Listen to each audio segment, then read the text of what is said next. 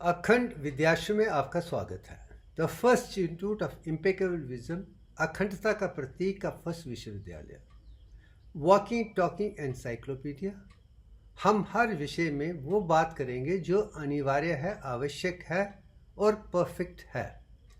आज योग परिणाम, द रिजल्ट ऑफ इंटीग्रेटेड योग या अष्टांग योग महर्षि पतंजलि के हैं, उनके बारे में वर्णन करेंगे, एक्सप्लेन करेंगे, वो चीज़ें दिखाने की कोशिश करेंगे जो शायद मेरे हिसाब से दुनिया ने नहीं जानी है, जो हमारे लिए योग के लिए जानने के लिए अनिवार्य है।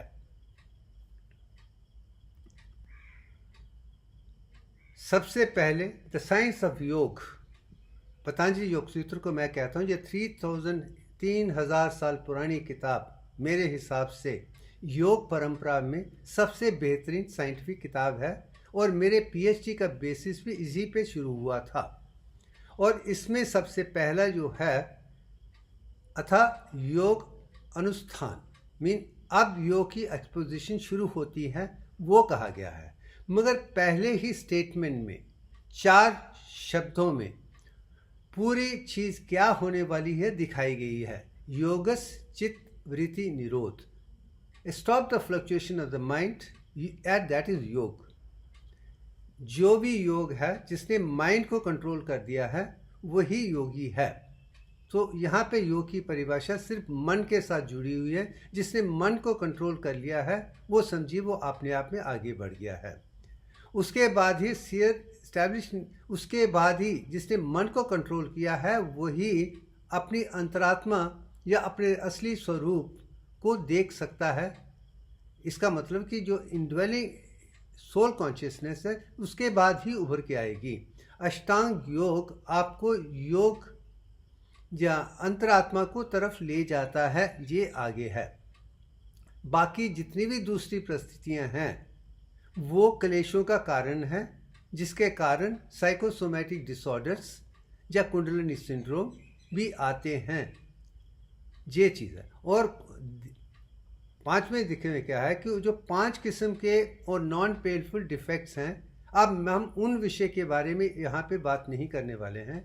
मैं अखंड विद्याश्रम की और शिवभूषण शर्मा की एक ही सोच है, हमें इम्पेकेबल विजडम चाहिए, वो अखंडता चाहिए जिसके आधार पे हम संपूर्ण इंसान हर तरीके से सुरक्षित हों, किसी किस्म की कोई बीमारी न हो, मन में क्लेश ना हो, बुद्धि हो, आहत हो, हम कुदरत के साथ जुड़े हों और लोक पालन की तरह दुनिया का कल्याण कर सकें।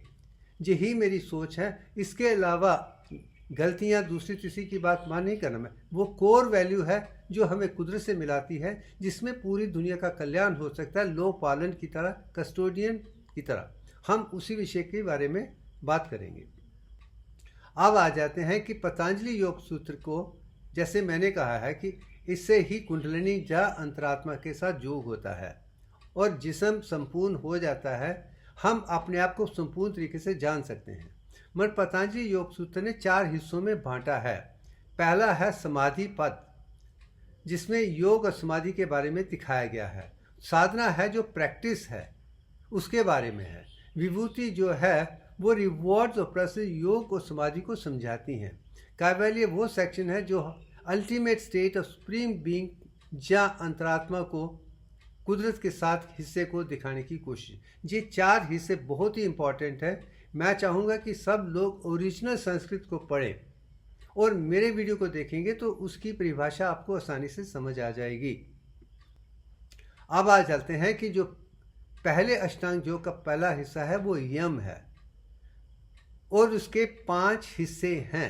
मगर ये कहीं ना कहीं कुंडलिनी के बाहर के हिस्सों को ही दिखाती हैं, जैसे अन्नमय कोश है, प्राणमय कोश है, मनोमय कोश है, विज्ञानमय कोश है, आनंदमय कोश है। जो 5 कोशास हैं उस पर ही निर्भर होता है। और मैं ये भी दिखाने की कोशिश करूँगा, जो हम 7 चक्रों की बात करते हैं, मूलाधार चक्र है, स्वादिष्ठान चक्र है, नाभि है, अनहता है, विशुद्धि है, अजनीय है, सहस्रा, जो 7 हैं वो एक्सटर्नल एस्पेक्ट्स ही हैं।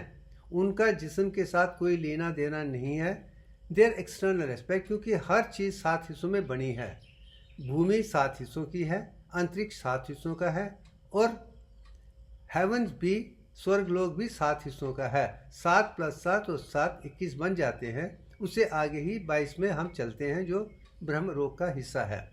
तो जहाँ तक कि बाहर की कुंडलियाँ जो हैं वो 7 की हैं, वो भूमि के साथ भी हो सकती हैं, अंतरिक्ष के साथ भी हो सकती हैं, स्वर्ग के साथ भी हो सकती हैं, मगर वो एस्पेक्ट अलग है, वो अंदरूनी हिस्सा नहीं है।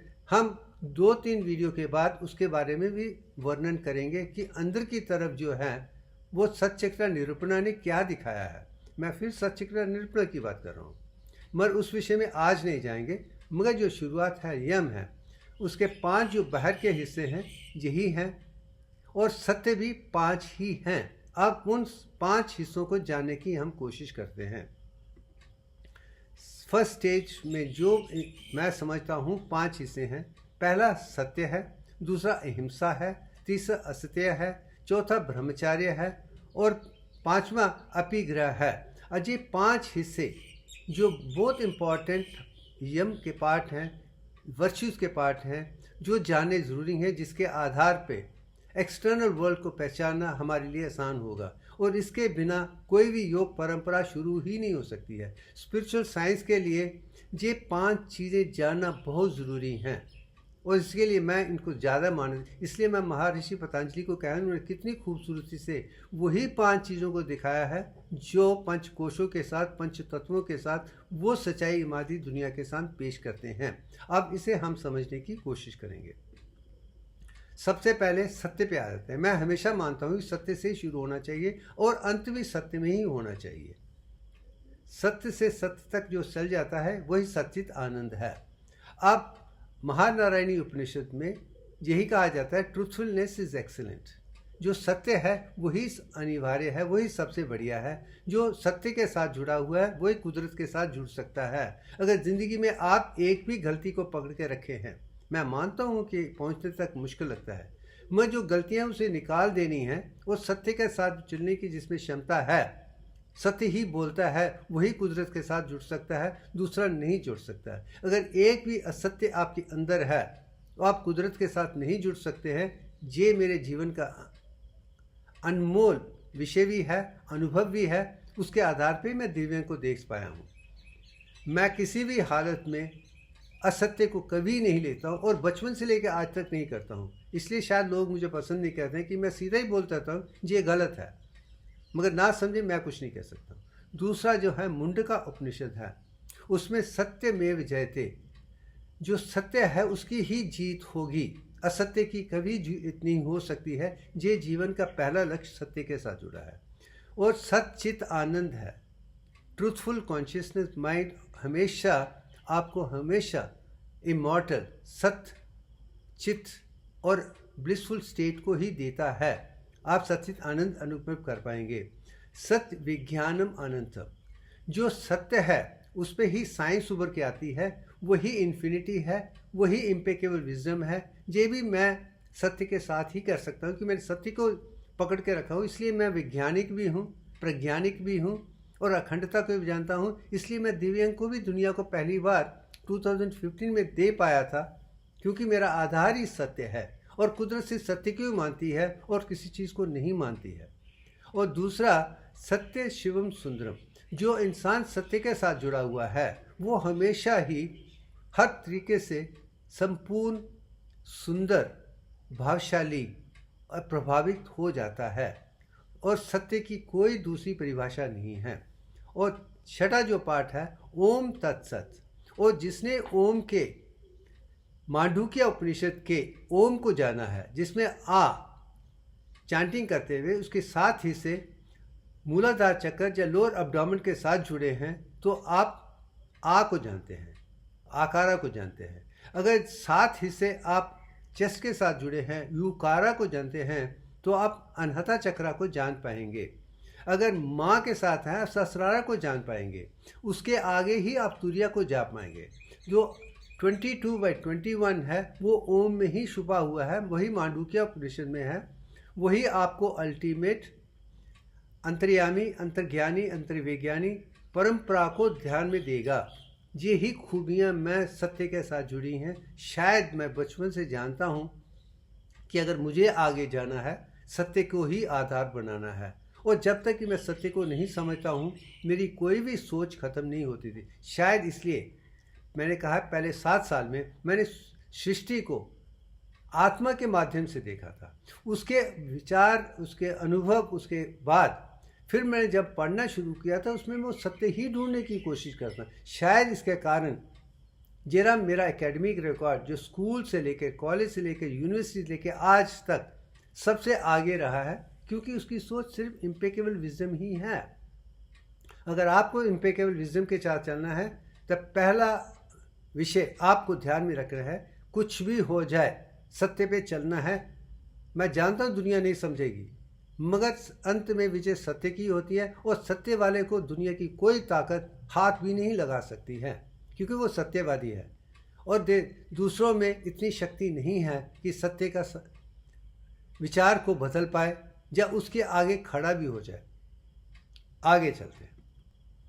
दूसरा, अहिंसा को मैं मानता हूं कि वो दूसरी विचारधारा है जो बाहर के साथ जुड़ी है। सत्य भी बाहर के साथ जुड़ा हुआ है और अहिंसा भी बाहर के साथ जुड़ी है। और इसमें यह कहना चाहूँगा, ये फिजिकल वायलेंस या टेररिज्म हर तरीके से गलत है। इसके लिए शायद स्केलेटल मसल को वो ताकत नहीं दी गई है जो कार्डिक मसल्स को दी गई है। ये भी एक जीवन का सत्य है, ताकि फिजिकल स्केलेटल मसल जिसे हम बाहर मारते हैं उसकी क्षमता कम है, थोड़ी देर के बाद थक जाते हैं। पायरुविक एसिड और लैक्टिक एसिड कम्युनिस्ट केस में मसल की पावर ख़त्म हो जाती है, इसकी उतनी शक्ति नहीं है। मगर जो कार्डिक मसल हैं, दिल के हैं, वो 2 महीने से लेकर अंत तक बिना खदे चले जाते हैं, क्योंकि उसमें फैटी एसिड का इस्तेमाल किया है। वो भी कुदरत की देन है कि कार्डिक मसल्स को फैटी एसिड इस्तेमाल करते हैं, बाकी को ग्लूकोज इस्तेमाल किया जाता है। ये भी जीवन का सत्य ही सत्य के साथ जुड़ा हुआ है। इमोशनल वायलेंस, काफ़ी लोग ऐसे हैं वो दूसरे के साथ कंडेम कर रहे हैं, दूसरे के इमोशन के साथ खेल रहे हैं, उनको इमोशनल चीज में बनाकर अपने काम करवाने के लिए कर देते हैं। वो भी हर तरीके से हिंसा के साथ ही जुड़ा है, हमें उससे ऊपर उठना है। और साइकिक वायलेंस भी जैसे काफ़ी लोग करते हैं, मैं उनके बारे में कहूँगा नहीं, मगर मैं जानता हूँ कि वायलेंस होती है, वो भी कंडेमेबल है। और गलत शब्दों का इस्तेमाल करके किसी के खिलाफ कोई बात करना, अब्यूज़ करना, क्रिटिसिज्म करना बिना आधार के, वो भी गलत है। सत्य पे करना है वो सत्य है, बट असत्य नहीं है तो वर्बल वायलेंस भी अपने आप में लाभदायक नहीं है। जब आ जाते हैं मेंटल वायलेंस वो है कि आप कुछ लोगों से प्रेम करते हैं, किसी के खिलाफ राग और द्वेष दोनों ही गलत हैं। आपको वैरागी बनना पड़ेगा। आपको ये ध्यान में रखना है कि सत्य पे चलने वाले की तारीफ करें, जो सत्य पे नहीं चल रहा है उसके साथ राग और द्वेष नहीं चलना चाहिए। और अच्छे की खूबसूरत करना, आपको अच्छी लोगों के बारे में अच्छी बातें करना आपका धर्म है, क्योंकि वो उनमें क्वालिटीज़ हैं। अगर वो सत्यवादी हैं, अहिंसावादी हैं, अगर बुरे हैं तो आपको उसको कंडेम करने की पूरी क्षमता है, मगर आप इसे कैसे डिप्लोमेटिकली करते हैं वो आप पे डिपेंड करता है। और मैं ये कहता हूँ कि बिना किसी को गलत कहे भी आप कर सकते हैं, सच्चाई के आधार पे। बोलने का एक तरीका होता है, वो जान लीजिए, तो आप किसी के खिलाफ कुछ भी नहीं कहेंगे, फिर भी वो बता देंगे कि तुम जो कर रहे हो वो गलत है। और क्रिटिसिज्म की भी एक मात्रा होती है। सेल्फ क्रिटिसिज्म पे होना चाहिए कि मैं गलतियाँ कर रहा हूँ, मगर उसके आधार पे आगे बढ़ने की चीज़ जो है वो सब नॉन वायलेंस के साथ जुड़े हैं। ये दूसरा है, बहुत अनिवार्य है, और जो इस पे चलता है कुदरत उसको बचा देगी। वो अंतरात्मा के साथ ही जुड़ा है, और अंतरात्मा में इतनी ताकत है कि दुनिया की कोई ताकत आपको हाथ नहीं लगा सकती है। ये भी जीवन का एक आधार है। अब आ जाते हैं असत्य, नॉन कॉविटियसनेस। हम कुछ भी लेके नहीं आए हैं और कुछ भी लेके जाने वाले नहीं हैं।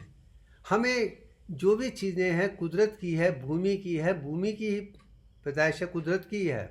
उसका सत्य उपयोग करना नीड बेस तक ही रहना चाहिए, ग्रीड तक नहीं जाना चाहिए। हमें जितना ब्रेकफास्ट चाहिए, जितना लंच चाहिए, जितना डिनर चाहिए, जो हमारी सेहत के लिए, उतना ही करना चाहिए, उससे ज़्यादा नहीं। और घर के लिए भी पहाड़ बड़े बड़े बना के दुनिया को दिखा मेरे बहुत पैसा है, ये है, वो भी कोई मायने नहीं है।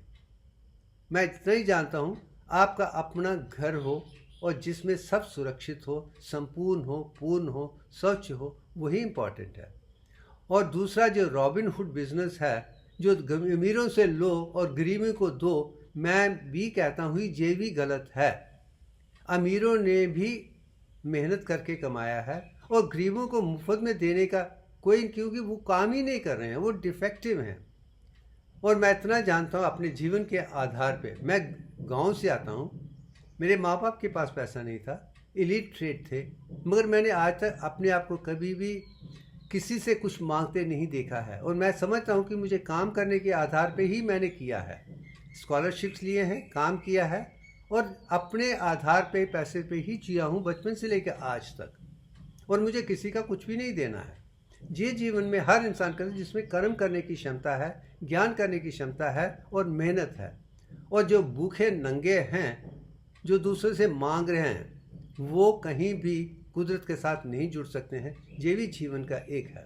तो भिक्षु बनना कुदरत के लिए आगे नहीं होता है, शायद इसलिए वो आज तक नहीं कर पाए हैं जो सिर्फ दूसरों से लेते हैं। मैं समझता हूँ अपने कमाइए, पैसा बनाइए, उसके आधार पे ही आपका सिर्फ, बिना पैसे की भी आप कुछ नहीं कर सकते हैं, मगर आपको खुद कमाना होगा। वही अफेक्शन जो है आपको हर इंसान के साथ प्रेम के साथ दें। ये मेरा परिवार है, यस मानता हूँ। अपनी माता पिता की अपनी भूमिका है, पत्नी की भूमिका, बच्चों की भूमिका है, उनकी सारी ज़रूरतों को नीड बेस को देना हमारा धर्म बनता है। मगर हर इंसान को हमें एक ही प्रेम के साथ नहीं है, तू मैं के बीच में नहीं आना चाहिए और ना ही दूसरों के काम को लेना चाहिए, जिसे हम प्लेजरिज्म या स्टीलिंग कहते हैं। और रिसर्च में भी मैं यही कहूँगा कि आप जो कर रहे हैं अपनी सच्चाई ईमानदारी से कीजिए, उसे कॉपी पेस्ट करके धरने से कोई फ़ायदा नहीं है। अगर आप ईमानदार हैं, अपनी नीयत अच्छी है, नीतियाँ अच्छी हैं, नतीजे अच्छे होंगे। यही एक आधार नॉन कवेटियसनेस और अस्ते के साथ जुड़ा हुआ है। ये भी इंसान के लिए बाहरी दुनिया से मिलने के लिए बहुत ज़रूरी है। अब आ जाते हैं ब्रह्मचर्य। ये एक ऐसा कंसेप्ट है जिसे मैं समझता हूँ, जिसे सेक्सुअलिटी के साथ या सेलिबेसी के साथ जुड़ा गया है। मैं इस चीज़ को नहीं मानता हूँ। अगर भूमि धर्म ये है कि हम जो भी मातृभूमि से लेते हैं उसका नीड बेस लेके उसको आगे बढ़ाने की कोशिश करें, जैसे मैं अस्ते में कह रहा हूँ। जहाँ तक कि पितृ ऋण की बात है, हम जो पैदा हुए हैं माता पिता के कारण हैं और हमें भी ये परंपरा आगे ले जानी है। इसके लिए धर्म विवाह करना और धर्म बच्चे पैदा करना और उसको दुनिया के साथ देना एक ज़रूरी है। तो शादी एक बंदिश नहीं है, शादी का करना ज़रूरी है। एक के साथ ही अच्छे परिवार बनाइए, सबको वो वैल्यू दीजिए। अगर आप संपूर्ण हैं, आपका परिवार भी संपूर्ण होगा। यही जीवन का लक्ष्य है। तो मैं ब्रह्मचर्य को एक अच्छे करेक्टर की तरफ से देखता हूँ। ब्रह्म आचार, ग्रेट करेक्टर। उसमें सेक्सुअल एनर्जी का इतना रोल है क्योंकि वो ज़रूरी है फॉर टेस्टोस्टेरोन, न्यू जनरेशन के लिए और इंटेलिजेंस के लिए भी है, म्यूजिक मसल पावर के लिए भी है, रेड ब्लड सेल्स के लिए भी है और ओजस को तेजस बदलने के लिए भी है। ये सब चीज़ें अगर हम जोड़ते हैं तो ओजस को हम तेजस में जो बदलते हैं वो शादी में भी हो सकता है। उसके लिए वामा मार्ग दूसरी कोई आवश्यकता नहीं है। ये भी मैं सत्य के साथ कह रहा हूँ। अगर ये चीज़ है तो इसी चीज़ को मैं ब्रह्मचर्य मानता हूँ, जिसमें धर्म विवाह और धर्म परिवार का होना ज़रूरी है। बस अब आगे जाते हैं अपिग्रा, नॉन कवेटियसनेस।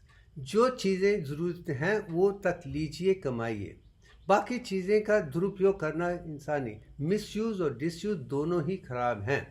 तो यहाँ पे पैसे की कोई समस्या नहीं है, जितना पैसा आने दीजिए मगर उसका सदुपयोग करना सीख लीजिए, उसका दुरुपयोग मत कीजिए। मेरे कहने का तत्व है मटीरियलिज्म, जो फोकस सिर्फ पैसा है, धर्म अर्थ काम मोक्ष नहीं है, वो गलत है।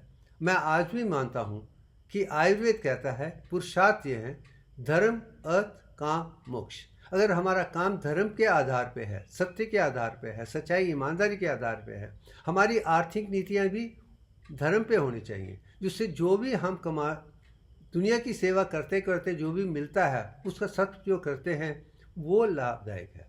उसके आधार पे उसका सदुपयोग कैसे हम अपनी नीड बेस को करते हैं, मटीरियलिज्म को नहीं करते हैं। और मैं मानता हूँ कि मैं ब्राह्मण हूँ, पक्का वेजिटेरियन हूँ, ना मैं शराब पीता हूँ, ना नॉन वेजिटेरियन खाता हूँ, ना सिगरेट पीता हूँ, कोई भी ऐसी चीज़ नहीं करता हूँ जो कुदरत का हिस्सा नहीं है। वो जानना भी एक बहुत इम्पॉर्टेंट चीज़ है, वही तपस्या है। और हर इंसान को सिंपल वही रहना चाहिए। हर चीज़ का सदुपयोग करना सीख लेगा, वही समझिए अमीर है। जो दूसरों से लेता है उसके आधार पे कहता कुछ नहीं है। मेरे जो इतने भी चैरिटेबल ट्रस्ट में, उसमें किसी से भी एक पैसा मैं कभी नहीं लेता हूँ। जो भी देता हूँ अपनी जेब से देता हूँ।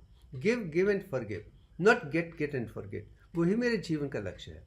वही वैराग है, नॉन पोसेसिवनेस है, वही त्याग है, वही रिनंसिएशन है, वही एपिग्रा है। जो मिलता है कुदरत की देन है, वो दे दीजिए।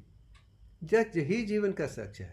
और हर चीज़ से टोटली डिटैच है। आई है तो ठीक है, जाती है तो जाने दीजिए। ना आने की खुशी, ना जाने की गम, ये जीवन में सबसे लक्ष्य है। और मैंने बचपन से यही आता है, जो आया है ठीक है, इस्तेमाल करो। जो जाता है जाने दो, कोई फ़र्क नहीं पड़ता कि इससे अटैचमेंट होना ज़रूरी नहीं है। ये जो 5 चीज़ें हैं, ये एक्सटर्नल वर्ल्ड के साथ, बाहरूनी दुनिया के साथ एक संतुलन बनाने के लिए बहुत ज़रूरी है। शायद इसलिए मैं संपूर्ण हूँ। ये 5 के 5 चीज़ों को मेरे में गुट गुट के भरा हुआ है। और यही चीज़ मैंने बचपन से लेकर आज तक सारे लोगों को, उन लोगों को करते दिखाया है जो आगे बढ़ते हैं। जो नहीं बढ़ते हैं, मैं उनसे दूर ही रहता हूँ। अब आ जाते हैं दूसरा स्टेज, जिसे हम नियम्स कहते हैं, फॉर इंटरनल थिंग। जो एक्सटर्नल 5 हैं, उसके इंटरनल हिस्से भी हैं। जैसे ही मैंने पहले में ये दिखाया था, अन्नमय कोश, प्राणमय कोश, वैज्ञानिक कोश और आनंदमय कोश के 5 हिस्से हैं जो मैटर के साथ जुड़े हुए हैं। अब जहाँ पे मैं अंदर की तरफ ले जा रहा हूँ, सुषुम्ना नाड़ी के अंदर वाहिनी नाड़ी है, उसके अंदर सूर्य नाड़ी है, उसके अंदर चंद्र नाड़ी है, उसके अंदर ब्रह्म नाड़ी। ये इंटरनलाइजेशन है। जो पहले हैं वो बाहर के हैं, ये अंदर के हैं। ये अंदर की तरफ जो देते हैं, अन्नमय के अंदर प्राणमय है, प्राणमय के अंदर मनोमय है, मनोमय के अंदर विज्ञान है, उसके अंदर अंतर है, और बीच में अंतरात्मा है। यही मैंने दिखाने की कोशिश की। यही अंतरात्मा का वो चीज़ें वो हम आगे दिखाने वाले हैं। ये एक इंट्रोडक्शन है। उसके लिए नियम का होना ज़रूरी है। नियम का मतलब डिसिप्लिन। और ये 5 किस्म के नियम हैं। और यम वर्च्यूज़ भी 5 हैं और डिसिप्लिन भी 5 है। सबसे जो ऊपर है वो शौच है, सच्चाई है, प्योरिटी है, बाहर की शुद्धिकरण, अंदर का शुद्धिकरण। दूसरा आता है संतोष। हर चीज़ में हमें कंटेंट, जो मिला उसमें खुश रहो, जो नहीं है उसकी चिंता मत करो। और तपस्या करो, जिसमें आपने जिस्म की तपस बढ़ती है, गिरती है, क्योंकि हर चीज़ें अच्छी चीज़ों के लिए ओजस को तेजस में बदलना, तपस में बढ़ना बहुत ज़रूरी है। और आगे ही अपने आधार पे अपने जिस्म को समझने की कोशिश कीजिए, वही स्वाध्याय है। और उसके बाद में जो सबसे बड़ा इम्पोर्टेंट है, हम जो भी हैं ये हमारा बनाया हुआ नहीं है, हमारे माता पिता का बनाया हुआ, दादा दादी का नहीं है। ये कुदरत की देन है। जो कुदरत ने बनाया है, तो कुदरत के प्रति हमेशा ध्यान में रखिए, उन्होंने बनाया है, वही हमें मोक्ष देंगे। जो सेल्फ रियलाइजेशन या ईश्वर परमात्मा ब्राह्मण को नहीं जानते हैं, वो भी आगे नहीं बढ़ पाएंगे। मगर वो ज्ञान वैज्ञानिक होना चाहिए, प्रज्ञानिक होना चाहिए, सात्विक होना चाहिए और शुद्धता के साथ होना चाहिए। वही ईश्वर प्राणिधर्म। अब इन चीज़ों को हम दोबारा डिटेल में समझने की कोशिश करते हैं। जब स्वच्छ की बात आती है तो हमें एक्सटर्नल क्लीननेस और इंटरनल क्लीननेस दोनों का होना चाहिए। फर्स्ट फिजिकल क्लीननेस, नहाना धोना पर से सब करना बहुत ज़रूरी है। हमें शुद्ध से पेट साफ करना, ये करना, ये सारी की सारी जो मैंने इसमें लिखी हैं वो इंसान के लिए ज़रूरी है, क्योंकि जिस्म का शुद्धिकरण बाहर का और अंदर दोनों ही ज़रूरी हैं।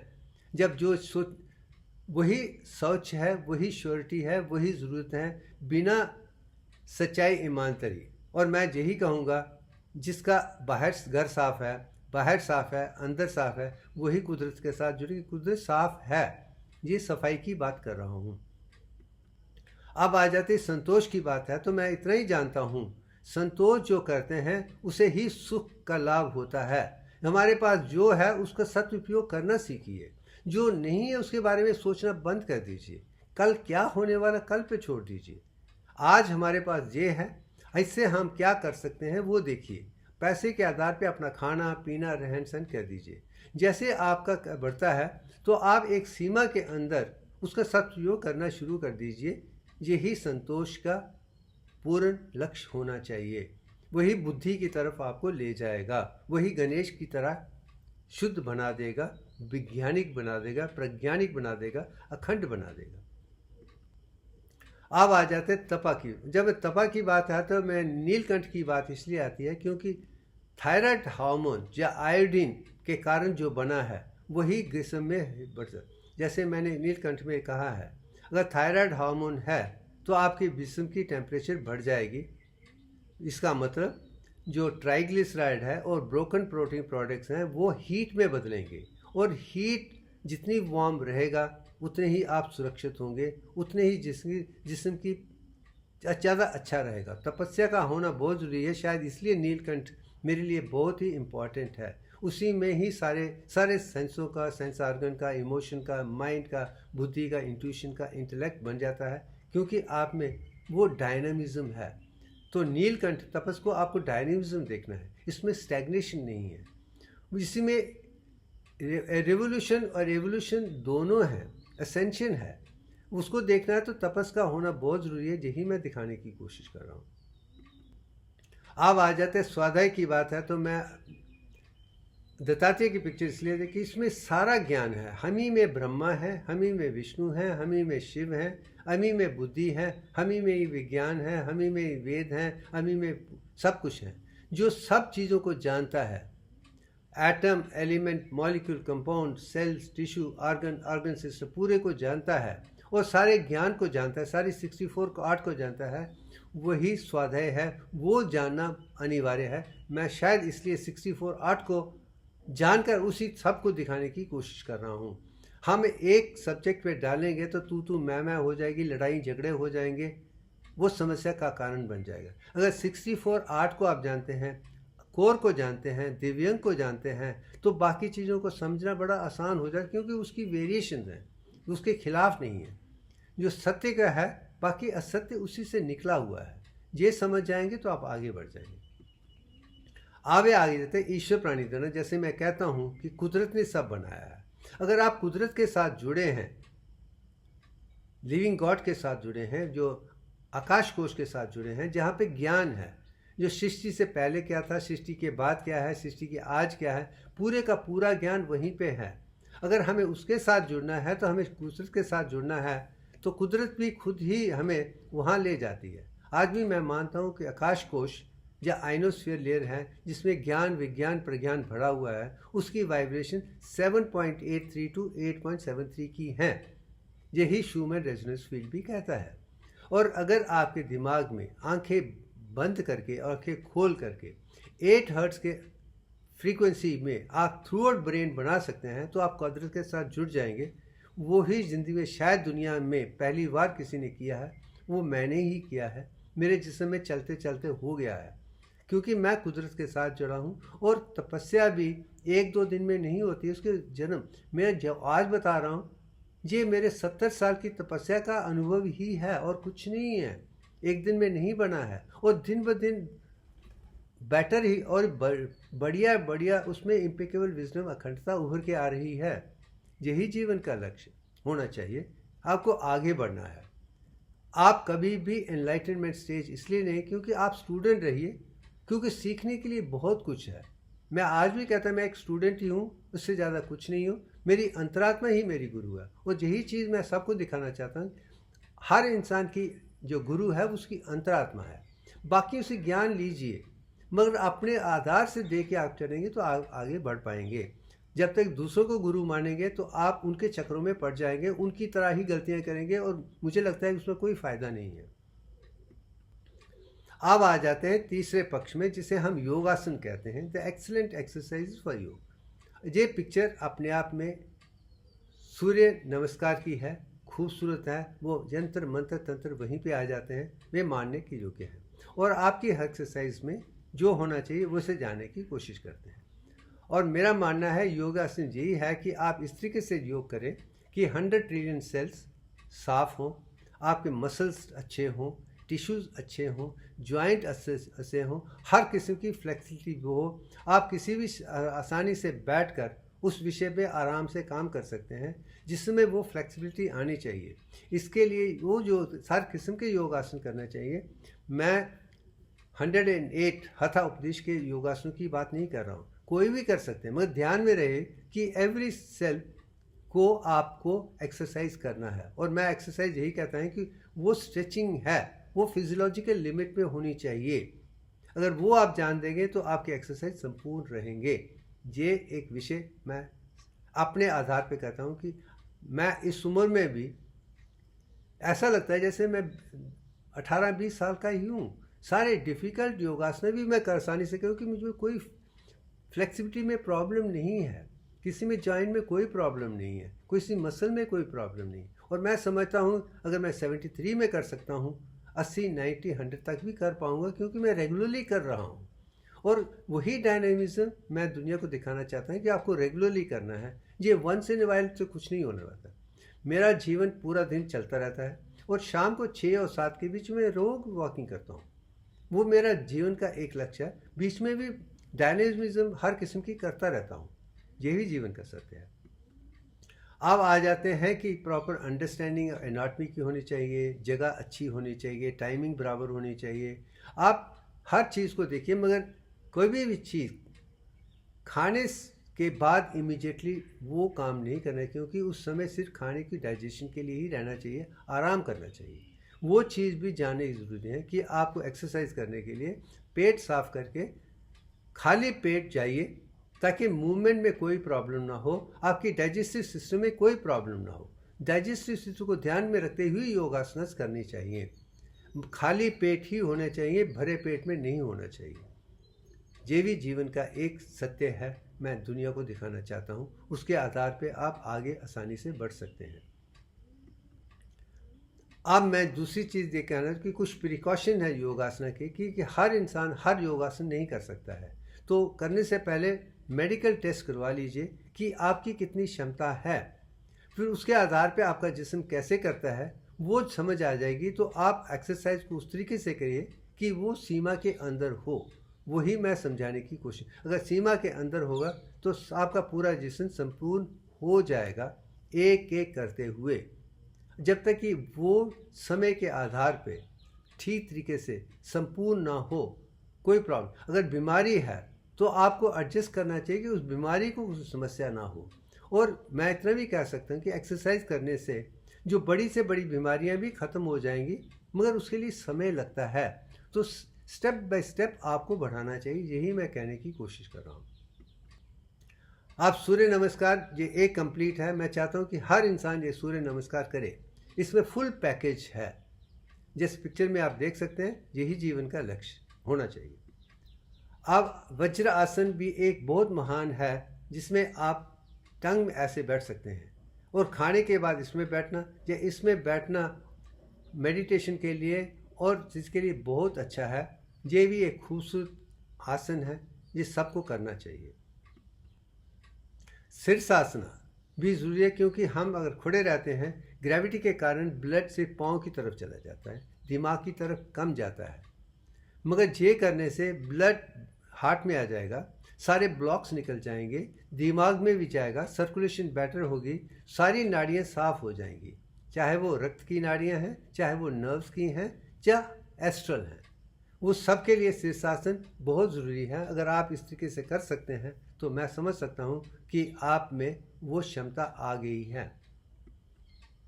अब आगे चलते हैं चौथा प्राणायाम की तरफ।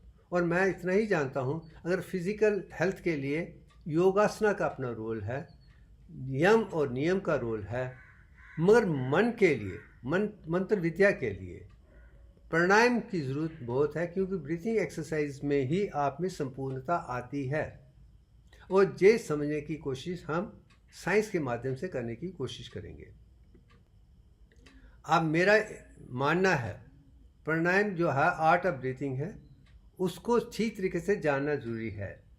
मगर हम स्कूलों में गलतियां जो दिखा रहे हैं हमें उसे भी ठीक है, उसके बारे में इसमें मैं जिक्र नहीं करूँगा। मगर प्राणायाम के बाद इतना ही कहूँगा कि हम ऑक्सीजन लेते हैं और 61.834% कार्बन डाइऑक्साइड बाहर डाल देते हैं। बाकी जो 38 है वो हाइड्रोक्लोरिक एसिड बनाने के लिए स्टमक और इंटेस्टाइन के लिए ज़रूरी है। तो एक्टिव जो इंस्पिरेशन है वो 38.96% है, जो पैसिव एक्सपिरेशन है 61.80 है। पूरा सिस्टम ही इस तरीके से ही बनाया गया है। अब उसे पिक्चर में हम देखने की कोशिश करेंगे।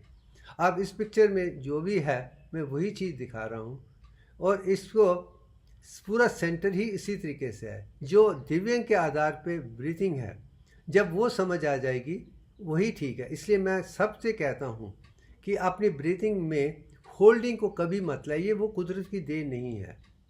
यही एक प्रोसेस है, इसको अगर ध्यान में रखते उसी परसेंटेज में करेंगे और रेस्पिरेशन को स्लोली कम कर देंगे तो आप ज़्यादा समय तक रह सकते हैं, मगर उसकी डेप्थ, मगर ऐसी अननेचुरल चीज़ मत कीजिए जिसे हम होल्डिंग कहते हैं। मैं इसके खिलाफ हूँ। उसमें कुंडलिनी जागृत हो जाती है और बचाने की कोशिश करेगी, उससे ही सारे प्रॉब्लम आ जाते हैं।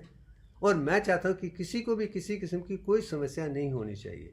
इसलिए holding breath is not recommended, किसी को नहीं करना चाहिए।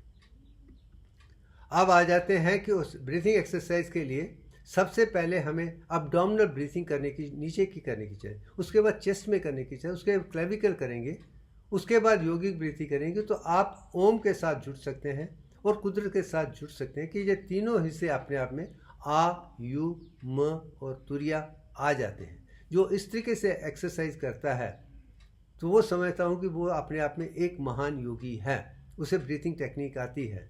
और जो उसी तरह से डीप ब्रेथ करेंगे तो पहले पेट बाहर आता है, फिर चेस्ट आती है, फिर वो आता है, फिर फुल एक्सपेंशन होती है। तो आप ऑक्सीजन का पूरा सदुपयोग कर सकते हैं। ये अच्छे तरीके से देख कर करना चाहिए। और जो ब्रेथ बैलेंसिंग है वो बहुत ज़रूरी है। आप लेफ़्ट से शुरू कीजिए, राइट में जाइए, राइट से लेफ़्ट कीजिए, वो करना, क्योंकि उसका साइकिल भी 90 मिनट का है। और 90 मिनट करके जब आप बीच में आ जाते हैं, सुषुम्ना नाड़ी पे आ जाते हैं, ईडा पिंगला को छोड़कर, तो उसमें मेडिटेशन और काम करने की क्षमता और बढ़ जाती है। इसके लिए ब्रेथ बैलेंसिंग जो प्राणायाम है बहुत ही लाभदायक हैं। अब भस्त्रिका मैं समझता हूँ कि एक बहुत महान है, क्योंकि जब आप सांस लेके नीचे एब्डोमिनल के मसल्स को कंट्रैक्ट करते हैं तो वो प्रेशर बढ़ा देता है, लाइक EECP की तरह। उससे सारी नाड़ियों के, रक्त के बीच की भी सारी शुद्धिकरण हो जाता है। तो भस्त्रिका बहुत इम्पॉर्टेंट है लोअर एब्डोमेन की प्यूरिफिकेशन करने के लिए, लोअर चक्रों को ठीक करने के लिए, और नीचे के जितने भी अपाना प्राणा को ठीक करना, इसका ही काम है। अपाना की बात मैं कर रहा हूँ, मैं दूसरों की बात नहीं कर रहा हूँ। भस्त्रिका अपाना के साथ जुड़ा हुआ है। अब जो कपालभाति है वो सर की तरफ है, तो सब सर का भी शुद्धिकरण ज़रूरी है। नाक साफ होना चाहिए, गला साफ होना चाहिए, चेस्ट साफ होनी चाहिए। उसके लिए ऊपर से नीचे लिया जाता है।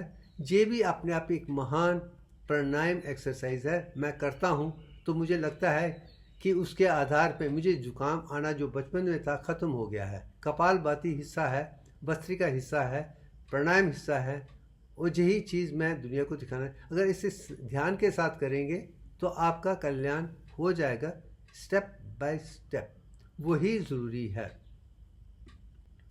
आप जो शीतली है, आप इतनी तपस्या करने के बाद, इतनी प्राणायाम के माने आपके जिस्म की ताकत या शक्ति जरूर से ज़्यादा बढ़ सकती है। उसके लिए शुद्धिकरण करने के लिए आपको वो एक्सरसाइज करनी चाहिए जैसे मैंने दिखाया है कि लीजिए और स्लोली कीजिए, क्योंकि बॉडी टेम्परेचर 37 के पास ही रहनी चाहिए। उसके लिए पानी का जो सर्वेक्षण है वाटर का है, ये ज़रूरी है। अब मैं यही कहना चाहूँगा, प्राणायाम से ही माइंड को भी कंट्रोल कर सकते हैं, फिजिकल बॉडी को भी कंट्रोल से। ये तीनों ही एक दूसरे के साथ जुड़े हैं। फिजिकल कंट्रोल, माइंड कंट्रोल और ब्रेथ कंट्रोल इंटरकनेक्टेड हैं।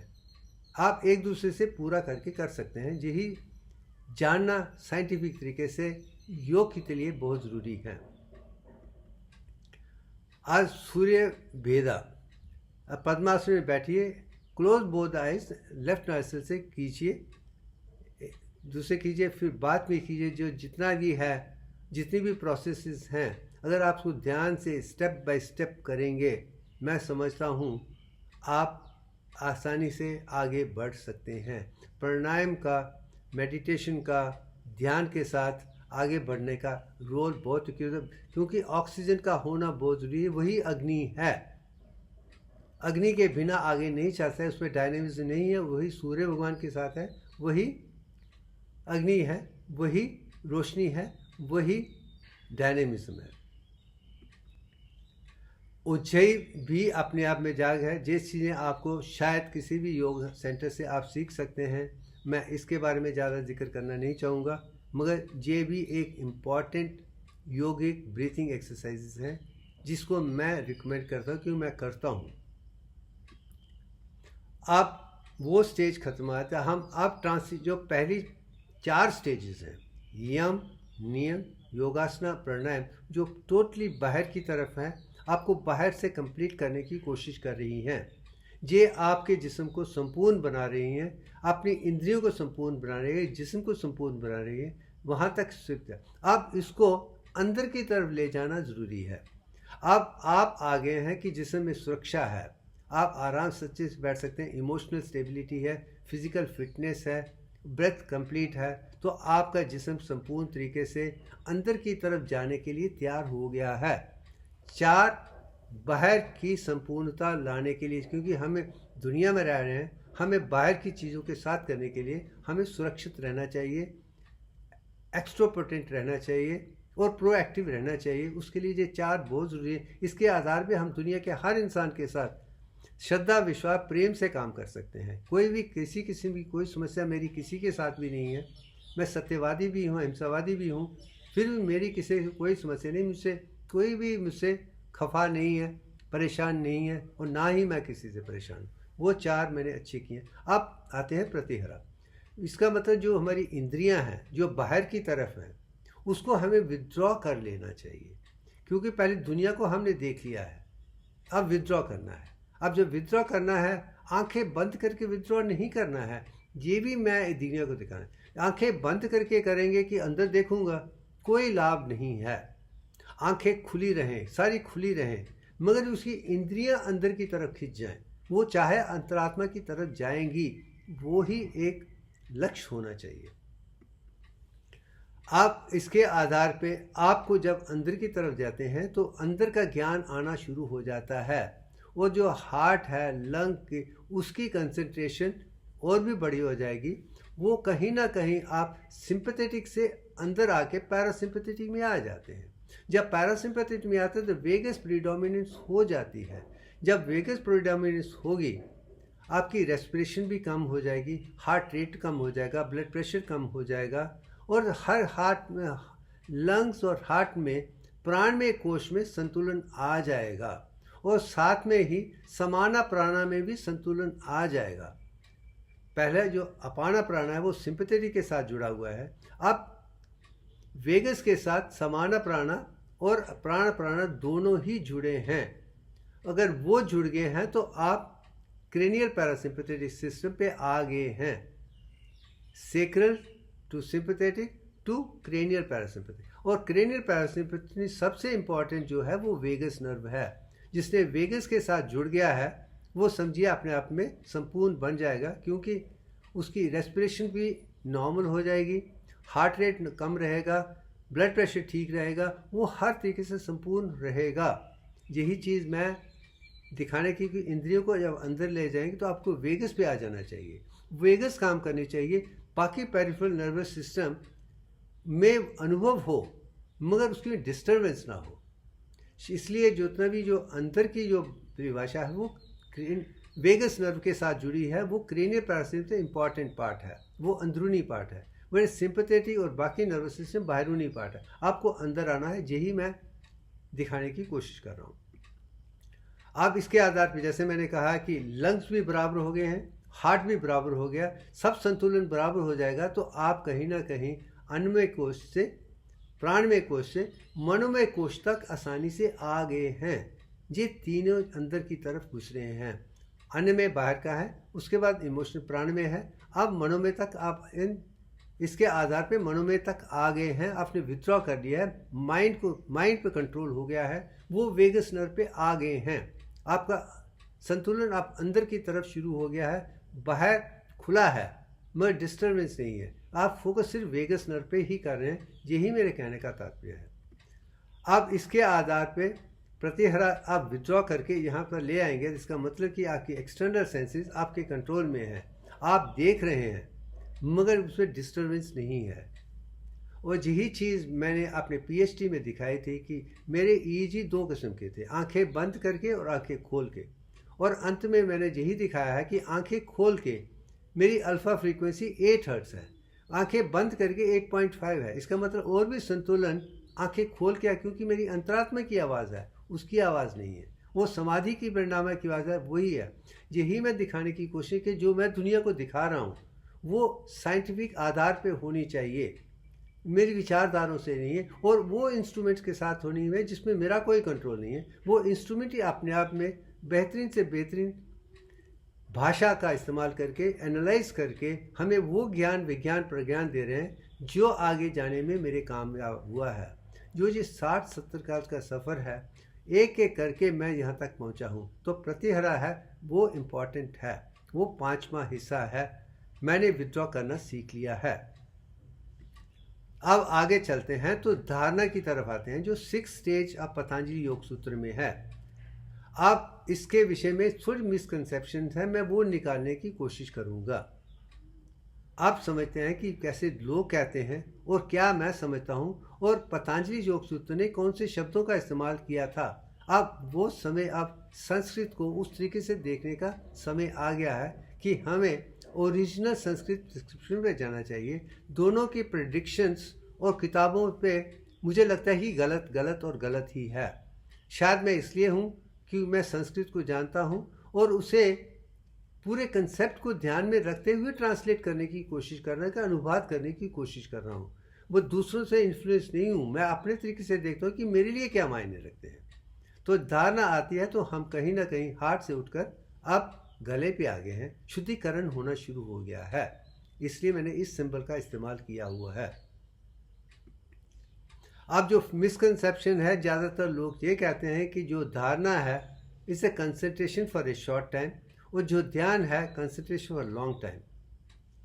और ये जीवन का सत्य नहीं है, क्योंकि मैं जानता हूँ महर्षि पतंजलि ने 3000 साल पहले अष्टांग योग जो दिया है वो साइंटिफिक है।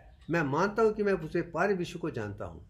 अगर वो है तो वो 2 कंसेप्ट जो कंसंट्रेशन के साथ जुड़े हैं उसके लिए 2 स्टेजेस वो नहीं बनाते। धारणा और ध्यान में कंसंट्रेशन अलोन है, ये गलत है। ये विचारधारा जब मुझे आई तो मैंने देखने की कोशिश की थी कि ये क्या प्रॉब्लम है, कहाँ पे प्रॉब्लम है।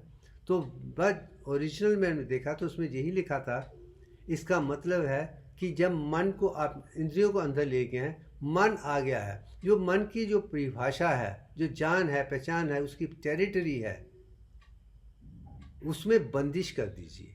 जो देश जो उसकी टेरिटरी है उसमें बंदिश जो चेतना की है वही धारणा है। ये 4 शब्द अपने आप में संपूर्ण थे। उसने मुझे बता दिया इस विथड्रॉल ऑफ द माइंड, और उसको बाहर द्वारा वापस मत जाने दीजिए। जब बात पर नहीं जाएगा तो आप में कंसंट्रेशन की क्षमता बढ़ जाएगी। वही स्टेज उसको शील्ड करने की है, कंसंट्रेशन की नहीं है, उसको बंदिश में डालने की है। बस यही जीवन का सत्य है। हमें शब्दों का सत्य उपयोग करना चाहिए ताकि हम आगे बढ़ सकें। अब इसका रिजल्ट है शील्डिंग। इनर जो माइंड है, जो मन अंदर आ गया, उसको शील्ड करके उसे बाहर दबा न जाए। Mind can not go out again. Mind को कंसंट्रेट और कंटेम्पलेशन के लिए तैयार करना है, वो आगे स्टेज के लिए अनिवार्य बन जाएगा। हम विशुद्धि चक्र से हम आगे अज्ञान ज्ञान विज्ञान प्रज्ञान की तरफ जाने वाले हैं। वही चीज़ मैं दिखाने की कोशिश, हम नीचे मूलाधार से शुरू करके स्वादिष्ठान स्तर के नाभि से अनहता से विशुद्धि तक आ गए हैं। धारणा वहीं तक आ जाती है। अब हमें आगे बढ़ना है, वो ध्यान है। ध्यान में देखें तो मैंने प्रज्ञान वो विज्ञान चक्रा का इस्तेमाल किया है, जो हाइपोथैलेमस के साथ जुड़ा है, जो endocrine system autonomic nervous system का सेंटर है, जो संतुलन है। इसका मतलब हम ही कंसंट्रेशन एक पावर पे आ गए हैं, जहाँ पे autonomic nervous system, endocrine system और सारी विचारधारा एक शब्द पे आ गई है। वही ये जीवन का सबसे बड़ा लक्ष्य है। वो स्टेज ही ध्यान है जिसमें कंटेम्पलेटिव मेडिटेशन शुरू हो जाती है। आप इसे आगे कैसे ले जाना है, मैं वो समझाने की कोशिश करता हूँ। आप ध्यान को, यही कहा गया है कि जो एक चीज़ पे ध्यान के साथ बिना इनफ्लो के आप एक सब्जेक्ट को लेने की, सोचने की, समझने की क्षमता है, पर उसके हर पहलू को जानना, पहचानना, हर तरीके से देखना ही ध्यान है। तो आप एक ऑब्जेक्ट सब्जेक्ट पे ऐसा है, आप और वो सब्जेक्ट एक हो गए हैं। बस उसी विषय में तर्क वितर्क करके, जान पहचान के उसकी खूबी तक पहुंचना जो कंसंट्रेशन है, वही ध्यान है। और मैंने पीएचडी में धारणा में ये लिखा था कि कोई कंसंट्रेशन नहीं है, मगर ध्यान की जब मैंने मूलाधार से शुरू किया था, नीचे से शुरू किया था, और समाधि में मैंने सर की तरफ लिया है। वो भी एक अच्छी विचारधारा थी जिसके आधार पर मैं दिखा सका हूँ कि 3 स्टेज में कितना अंतर है। यही ज्ञान, विज्ञान, प्रज्ञान यहीं से शुरू हो जाता है, क्योंकि आप में सोचने समझने की और कुदरत के साथ चलने की क्षमता दिन ब दिन बढ़ती जा रही है। अब इसको कंक्लूड करने के लिए यही कहूँगी, जो कंसंट्रेशन है, जो इंद्रियों को निकाल के बाद मन के अंदर आके अंदर आ गया है, उसे अंदर ही रखिए। उसके आधार पे ओजस को तेजस में बदल के, बुद्धि में बदल के, इंट्यूशन में बदल के, उस पर समझ के करेंगे तो आप इम्पेकेबल विजडम को समझ पाएंगे। क्योंकि जब तक आप में तर्क वितर्क करने की क्षमता नहीं है, और मैं मानता हूँ कि पतंजलि योग सूत्र का मतलब यही है कि आपको माइंड को कंट्रोल करना है। अगर माइंड को कंट्रोल करें, उसकी सारी परिभाषाओं को समझेंगे तो जाता। और जब मैं अखंड योग की बात करता हूँ, तो चित्त वृत्ति निरोध आत्मा सत उपयोग इति अखंड योग में, जब आत्मा उभर के आती है, उसका जब सदुपयोग होता है, तो आपको इम्पेक्टिव विजडम की तरफ ले जाएगा। हमारा जीवन ज्ञान, विज्ञान, प्रज्ञान उस तरफ जाना चाहिए, क्योंकि हमें स्पिरिचुअल साइंटिस्ट की तरह कुदरत को जानने की भाषा है। इसी को ईश्वर प्राणी धना कहा जाता है। हम उस तरीके से देखेंगे तो जो भी योग की तरफ है, वो योग कुदरत के साथ जुड़ जाएगा, युज जाएगा। योग का मीन युज, वो जीवात्मा, अंतरात्मा और परमात्मा तीनों बन जाते हैं, जिसे मैं त्रित पराविद्या कहता हूँ। जब वो रहता है, वही चीज़ जीवन का लक्ष्य है। वही गीता बता रही है, वही ब्रह्म सूत्र बता रहे हैं, वही अखंड योग बता रहे हैं। ये तीनों का होना ज़रूरी है। वो ध्यान और समाधि से आगे बढ़ने का एक विषय है। अब आ जाते हैं कि जब समाधि की बात होती है, मैंने सहस्रार चक्र का इस्तेमाल किया है, जो दिव्यांग का भी एक सिंबल है। इसमें अंदर का हिस्सा है, बाहर का नहीं है। ये 21 पार्ट का हिस्सा है, 22 पार्ट का नहीं है। ये अपने आप में, क्योंकि ये eternal state of the mind है। अब मन पूरा शांत हो गया है, वो अवेयर है कि क्या है, मगर उसमें कोई फ्लक्चुएशन नहीं है। यही पतंजलि योग दिखाने के, योगस चित्त वृत्ति निरोध, stop the fluctuation of the mind, वही योग है। तो समाधि ही 8वां हिस्सा है। आपने माइंड की फ्लक्चुएशन को कम्प्लीटली स्टॉप कर दिया है। मन किसी किस्म की कोई भी प्रॉब्लम नहीं है, आप में कोई एंगर नहीं है, कोई दुख नहीं है, कोई प्रेशर नहीं, कोई समस्या नहीं है, कुछ भी नहीं है। जब उसमें आ जाते हैं तो आप समाधि से, उसके बाद ही जो अंदर की अंतरात्मा जागरूक होती है। पर आप उसका इस्तेमाल करना शुरू करेंगे तो आप दुनिया में त्याग निवृत्त करते हैं। वही एक ब्रिज है जीवात्मा और अंतरात्मा के बीच में और परमात्मा के बीच में। जो अंतरात्मा ही ब्रिज है, जो कहीं वो संपूर्ण है, वो लाना जरूरी हो जाता है यहाँ पे समाधि पे। आप इसे समझने की कोशिश करते हैं। जब प्योर अवेयरनेस एसेंस की, माइंड की है, कॉन्शियसनेस की, वो उभर के आनी चाहिए। वो हो गया तो आप समाधि में आ गए हैं। उसमें कॉग्निशन है, रियलाइजेशन है, सब चीज़ें उभर के आ जाती हैं, और आप मन से दूर कुदरत के साथ जुड़ जाते हैं, और आप और कुदरत एक बन जाते हैं। तो आप कहीं ना कहीं वॉकिंग टॉकिंग एनसाइक्लोपीडिया बन जाता है, क्योंकि फिर आप बात नहीं करें, आपकी अंतरात्मा उभर के आके दुनिया को वो दिखा रही है जो हकीकत में सत्य है। आप अपनी भाषा से, उनसे नहीं, अनुभव के आधार पे जब अंतरात्मा की आवाज़ उठ जाएगी, आप एक ब्रिज बन जाते हैं। और ब्रिज ही सत्यवादी हो सकता है, अहिंसावादी, क्योंकि उसमें सारी शक्तियाँ हैं। वही समाधि आपको आगे ले जाने के लिए त्याग करें। इसके लिए ही ये एक सारंश की तरह है, मैं वो पेश कर रहा हूँ। अब आगे जाते हैं तो उसका जो एसेंस है, वो eternal state of the mind है, वो आत्मा के साथ जुड़ा हुआ है। ये चीज़ अब तक उभर के आ गई है। बाहर की दुनिया इंद्रियों से जुड़ी है, इंद्रियों के पीछे भावना है, भावना के पीछे मनस है, उसके पीछे बुद्धि है, उसके बाद अस्मिता है, उसके पीछे ही अंतरात्मा है, चेतना है। आप जब चेतना के साथ जुड़ जाएंगे तो सच्चित आनंद का आप अनुभव कर लेंगे। जैसे अन्नमय कोश से, मनोमय कोश से, विज्ञानमय कोश से, प्रज्ञान कोश से सच्चित आनंद तक आ गए हैं समाधि के साथ। तो इंटरनलाइजेशन हो गई है। जब आएंगे तो आप इम्पेरिकल विजडम को संपूर्णता से देख पाएंगे, क्योंकि वही सृष्टि का नियम है। इसके बाद ही आप आकाश कोश के साथ जुड़ सकते हैं। ये जीवन का अगला लक्ष्य होना चाहिए। अब मैं वो विषय लाना चाहता हूँ जो पतंजलि जी ने बड़े साफ शब्दों में ढाला हुआ है, वो है संयम। और इस समय में देखें तो मैंने प्रज्ञान चक्र का इस्तेमाल किया हुआ है, इसमें वो जानने की है, मगर इसमें धारणा, ध्यान और समाधि तीनों का संतुलन है। ये समाधि नहीं है, ये संयम, धारणा, ध्यान और समाधि तीनों इकट्ठे हो जाएंगे तो आपको ही संपूर्ण ज्ञान आ सकता है। ये तीनों इकट्ठे होते हैं, वो ज़रूरी है। वही पतंजलि योग सूत्र दिखाने की कोशिश कर रहे हैं। शायद लोगों ने संयम की तरफ ध्यान ही नहीं दिया है, अष्टांग योग में समाधि तक ला दिया है, उसके आगे नहीं बढ़े हैं।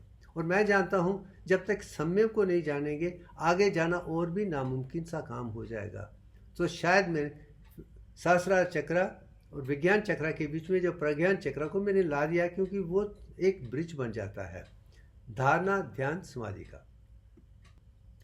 अब संयम जो है, मैंने यही कहा है कि त्रेम, एकाग्रता, संयम, दैट मीन धारणा, ध्यान और समाधि तीनों जब मिल जाते हैं, इकट्ठे हो जाते हैं, वही जीवन है। धारणा मीन इंद्रियों को निकाल के उस पर शील्ड लगा देना, फिर पिन पॉइंटेड कंसंट्रेशन करना, फिर माइंड को समझ के उसके बाहर जाके आत्मा के साथ जुड़ना, यही प्रज्ञान है।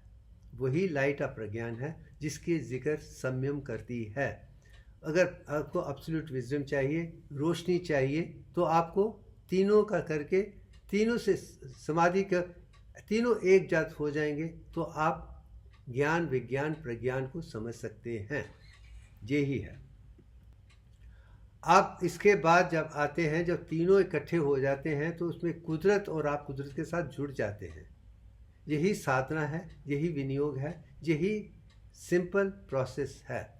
और जब शब्द आसे आते हैं तो उसमें आप समाधि के पूरे परिणाम को समझकर आगे बढ़ पाते हैं। उसके बाद ही आपको हकीकत में समाधि की वो लेयर की बात आती है, वो विषय की बात आती है, वो स्टेजेस की बात आती है जो जानने के लिए आप अंतरात्मा के साथ जुड़ सकते हैं और इम्पेकेबल विजडम, अखंडता के साथ जुड़ सकते हैं। अब हम उसे जानने की कोशिश करते हैं।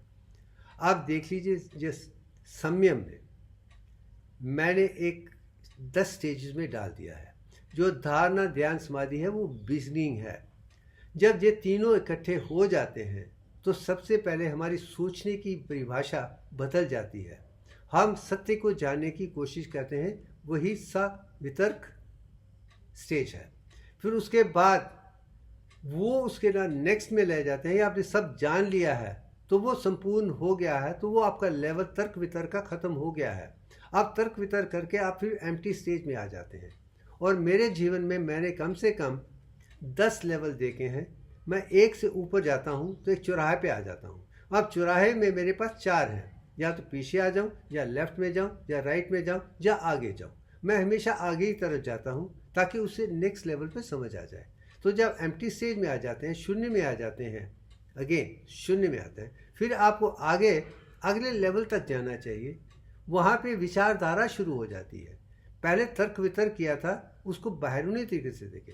अब इसमें हकीकत में क्या दिखाने की कोशिश करें, वो दिखाने की कोशिश आ जाती है, तो हम विचारों पे आ जाते हैं। पहले सविचार आते हैं, फिर निर्विचार आते हैं। जब विचार भी शुद्ध बन जाते हैं, फिर हम दोबारा इन निरोधा परिणाम में आ जाते हैं। अब विचार भी नहीं है, सोच भी नहीं है, समझ भी नहीं है, कुछ भी नहीं है। उसके बीच में फिर बाद में बीज उभर के आता है। वो जो बीज है वो आपको दिखाएगा कि क्या चीज़ सोच रहे थे, इसके अंदर क्या है। वही 22/21 है, 10 स्टेज है, वही है। जब वो जान लेंगे फिर उसके आगे जाएंगे तो निर्बीज सब चीज़ जान ली है। जब जान ली है तो पूरे का पूरा ज्ञान आपको संपूर्ण नजर आ जाता है, वही प्रज्ञान है।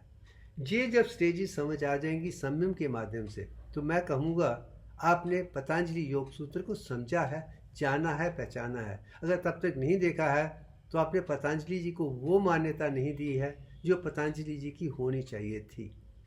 हम पतंजलि जी को एक सीरियस किताब की तरह देखें, और अष्टांग योग क्या है, अगर पूरी किताब को देखा जाए तो वो अपने आप में महान का वाक्य है, मगर संस्कृत में पढ़िए। अगर संस्कृत में पढ़ने की क्षमता नहीं है तो इस वीडियो को भी देखेंगे, जब मेरे वीडियो को देखेंगे तो आपको पूरा ज्ञान मिल जाएगा, मगर संपूर्णता रहनी चाहिए। अब आगे चलते हैं। अब वो तो कर दिया, हमने अनुभव कर दिया है, मगर इसके क्या परिणाम हम लेकर दुनिया के सामने पेश कर सकते हैं कि हमने हकीकत में क्या। अब मैं देखता हूँ लोग कहते हैं कि हम एनलाइटेंड हैं, एम्पावर्ड हैं, जे हैं, मगर उनके जीवन में ऐसा कुछ ऐसा नज़र नहीं आता जो उसमें दिखाते हैं कि उसमें एनलाइटनमेंट है, एम्पावरमेंट है, एजुकेशन है। मगर मैं जानता हूँ हम साइंटिस्ट हैं और साइंस की भाषा से देख रहे हैं, हमें शब्दों का खिलवाड़ नहीं चाहिए, फिलॉसफी से ऊपर उठना है। हमें एनलाइटनमेंट कहने से पहले वो परिणाम देने चाहिए जिसको दुनिया की कोई भी ताकत गलत नहीं कह सकती है। मैं अब योग परिणाम की बात है जिसमें मैंने शुरू किया था। अब इसके क्या रिजल्ट्स हैं, रिवॉर्ड्स हैं, जिसके आधार पे हम कह सकते हैं कि वाकई ही हम कुदरत के साथ जुड़े हैं, हम योगी हैं, हमें माइंड कंट्रोल है, हम अंतरात्मा को जानते हैं, हम कुदरत को जानते हैं। वो जाना अब स्टेज पे आ जाएगा। हम अब साइंटिफिक एवोल्यूशन की तरफ आ रहे हैं। वो प्रोसेस था, हम पहुंच गए हैं, हम जानते हैं, मगर इसको हम दुनिया के सामने कैसे पेश करें, मैं वो दिखाने की कोशिश कर रहा हूँ। सबसे पहले है परिणामों को पतंजलि योग सूत्र ने 3 हिस्सों में बदला है: निरोधा परिणाम, समाधि परिणाम, एकाग्रता परिणाम। और मुझे खुशी कि 3000 साल पहले ही निरोधा परिणाम, समाधि परिणाम और एकाग्रता परिणाम की जो डिस्क्रिप्शन संस्कृत में उन्होंने दी है वो कहीं ना कहीं अल्फा स्पिंडल के साथ जुड़ी हुई है। सो निरोधा परिणाम को मैं जहाँ समझाने की कोशिश करूँगा। निरोधा परिणाम वो ट्रांसफॉर्मेशन है जो चलते चलते एक करके आ जाता है, एम्प्टी स्टेज में आ जाता है, वो सत्य है। अब वो आएगा तो बिगनिंग में एम्प्टी है, बाद में एम्प्टी हो जाएगी। वो जो चीज़ है, हमारा मन कहीं ना कहीं ज़ीरो पे आना चाहिए, मीन उसकी जो एम्पलीट्यूड है मोर और लेस ज़ीरो लेवल तक है। ये ही मैं दिखाने की कोशिश कर रहा हूँ निरोधा परिणाम की। और जहाँ तक समाधि परिणाम की बात है कि वो ट्रांसफॉर्मेशन है जिसमें become progressively primitive by gradual setting of distraction and simultizing of one point.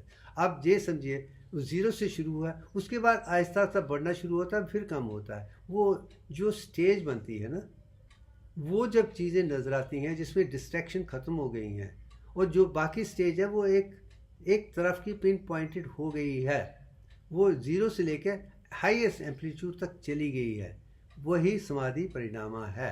Mean जिसमें एम्पलीट्यूड पावर कम है, जिसमें पावर ज़्यादा है। एम्पलीट्यूड ज़्यादा है और फ्रीक्वेंसी कम होगी तो पावर ज़्यादा हो जाती है। यही एक दिखाने की कोशिश समाधि परिणाम में बड़ी खूबसूरती के साथ दिखाया गया है। अब जब एकाग्रता की प्रमाण की जो एक सेट होता है, उसके बाद जो दूसरा सेट हो वो भी वैसा ही होना चाहिए। अगर एक स्पिंडल की बात हम पहले करते हैं, उसका बिगनिंग ज़ीरो है और बीच में हाईएस्ट है, वो समाधि है। मगर जो दो फ्रीक्वेंसी बार एक के बाद आएंगी वो दोनों सारे के सारे एक जैसे ही होने चाहिए, वही एकाग्रता है, वही यूनिटी है, वही वन है। तो मैं कहता हूँ कि निरोधा एक लेवल है जो एम्प्टी है और समाधि वो है जो हाईएस्ट है और एकाग्रता है वही चीज़ बार बार रिपीट हो रही है।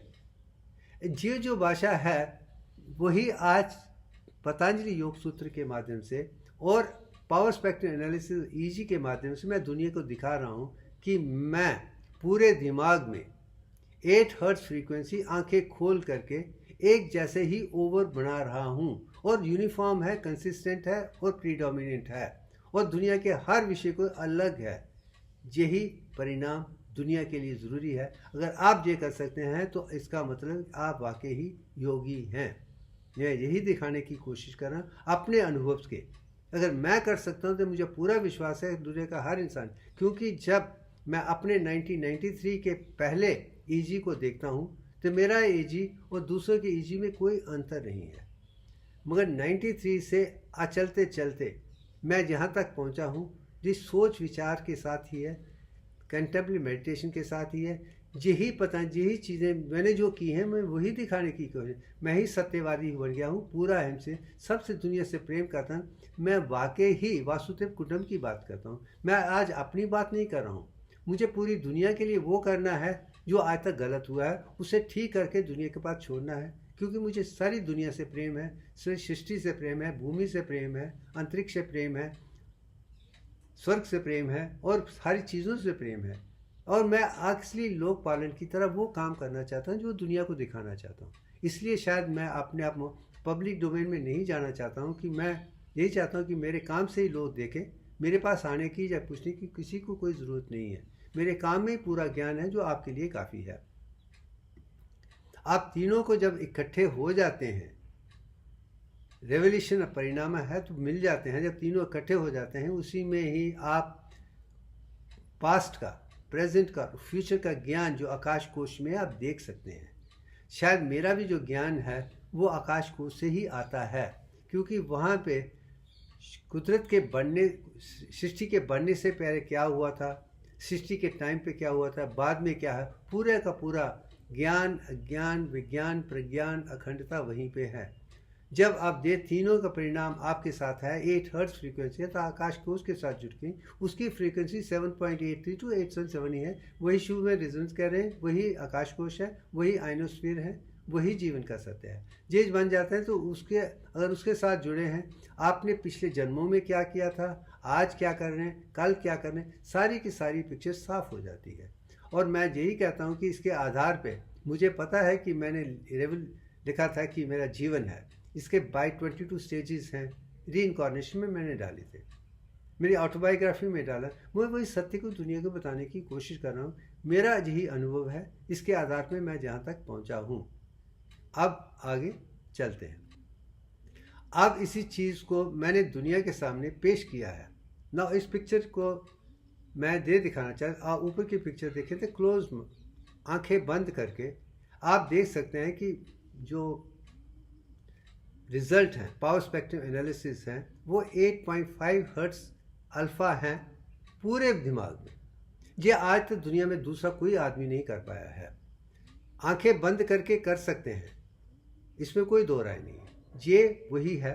मगर जो नीचे का हिस्सा है, आंखें खोल के एक प्रीडोमिनेंट कार्बन अल्फा 8 हर्ट्ज की है, आंखें बंद करके 8.5 की है, और 8 हर्ट्ज है, थ्रू आउट ब्रेन है, तो आप आकाश को उसके साथ जुड़ जाते हैं। इसका मतलब आप और आपकी कुदरत, अंतरात्मा ईश्वर के साथ ऐसी जुड़ी हुई है कि जीवात्मा 100 ट्रिलियन सेल्स हैं, अंतरात्मा हीलियम 4 है, और जो परमात्मा है, जैसे गायत्री कह सकते हैं, जो आदि पराशक्ति है, ये सारे के सारे एक बनकर कुदरत को आपका पूरा ज्ञान दे देंगे, जो हकीकत में आपको जानना है, जिसके आधार पे हम नए तरीके से डिवाइन मैथमेटिक्स, दिव्यांग देख सकते हैं।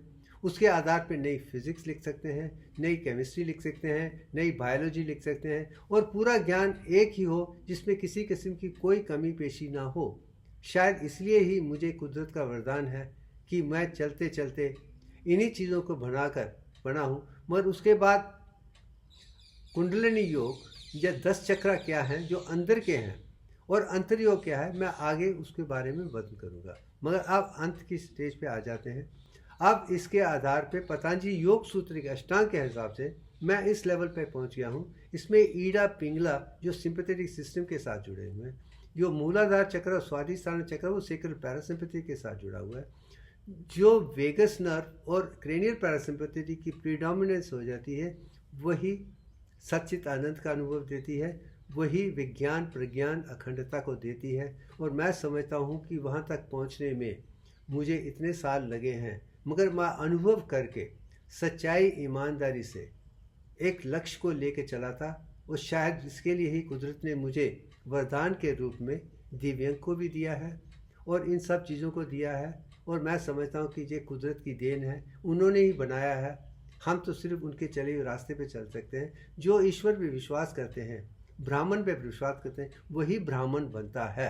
और मैं आज समझ सकता हूँ मैं ब्राह्मण इसलिए हूँ क्योंकि मेरी जोत ब्राह्मण के साथ जुड़ी हुई है। शायद मैं समझ सकता हूँ जिस सिर्फ वही कर सकता है जिसमें पूरा ज्ञान विज्ञान प्रज्ञान पड़ा है।